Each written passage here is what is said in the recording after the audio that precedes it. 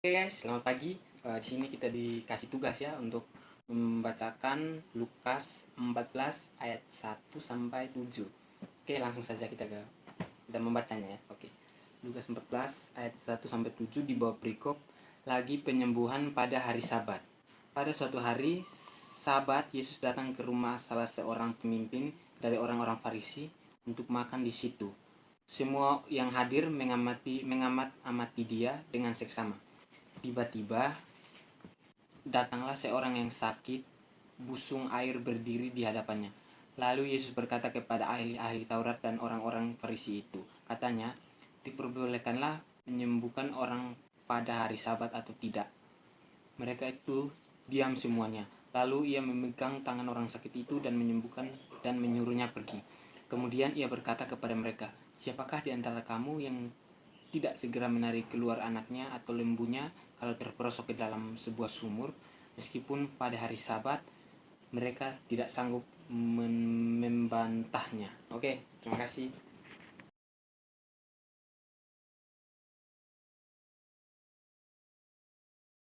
Lukas 18 ayat 19 sampai 24 di bawah perikop orang kaya sukar masuk kerajaan Allah. Oke. Ada seorang pemimpin bertanya kepada Yesus, katanya, "Guru yang baik, apa yang harus aku perbuat untuk memperoleh hidup yang kekal?" Jawab Yesus, "Mengapa kau katakan aku baik?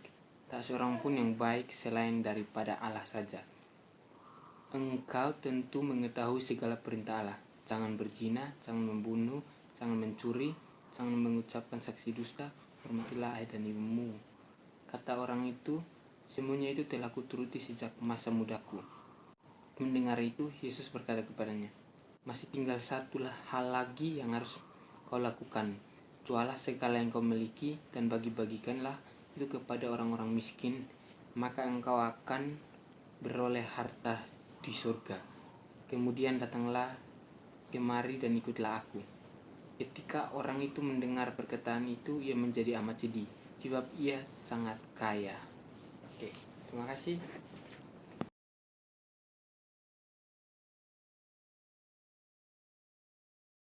Lukas 22 ayat 15 sampai 23.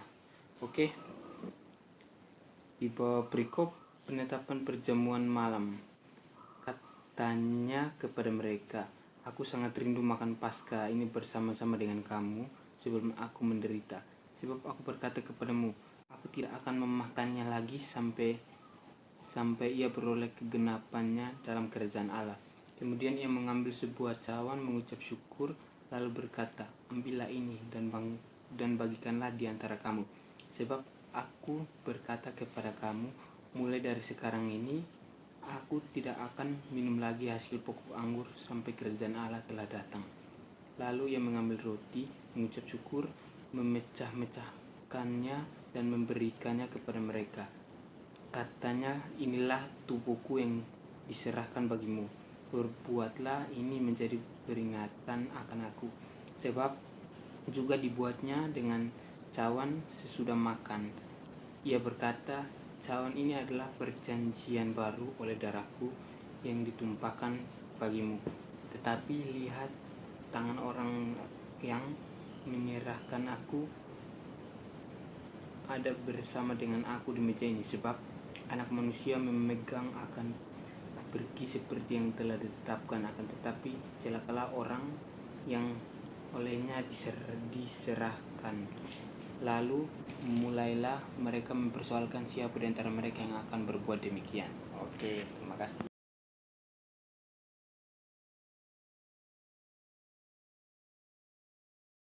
Oke guys, langsung saja kita lanjutkannya dengan Lukas 23 ayat 33 sampai 42. Di bawah perikop Yesus disalibkan. Ketika mereka sampai di tempat yang bernama Tengkorak, mereka menyalibkan Yesus di situ dan juga kedua orang penjahat itu, yang seorang di sebelah kanannya dan yang lain di sebelah kirinya. Yesus berkata, "Ya Bapa, ampunilah mereka, sebab mereka tidak tahu apa yang mereka perbuat." Dan mereka membuang undi untuk membagi pakaiannya. Orang banyak berdiri di situ dan melihat semuanya. Pemimpin-pemimpin mengejek dia. Katanya, orang lain ia selamatkan, biarlah sekarang ia menyelamatkan dirinya sendiri. Jika ia adalah Mesias, orang yang dipilih Allah. Juga prajurit-prajurit mengolok-olokkan dia sebagai menunjukkan anggur asam kepadanya dan berkata, "Jika engkau adalah raja orang Yahudi, selamatkanlah dirimu." Ada juga tulisan di atas kepalanya, "Inilah raja orang Yahudi."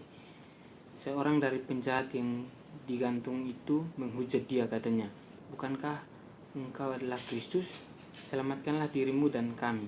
Tetapi yang seorang menegur dia, katanya, Tidakkah engkau takut juga kepada Allah, sedang engkau menerima hukuman yang sama?" Kita memang selayaknya dihukum, sebab kita menerima balasan yang setimpal dengan perbuatan kita.